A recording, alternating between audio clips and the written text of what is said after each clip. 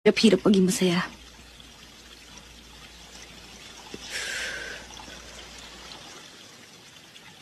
Lahat naman ginagawa ko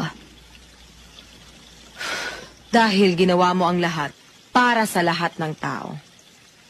Umasa ka na magiging masaya ka kung matutuwa sila sa'yo. Mali yun. Paano ka magkakaroon ng katahimikan kung ang pakikinggan mo ay ang ibang tao? Paminsan-minsan, hindi masamang bigyan ng pagpapahalaga ang sarili. Pagpasalamat ka pa nga.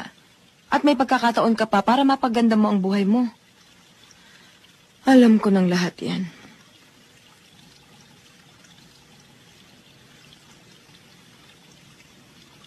Huwag mong gayahin ang naging buhay ko.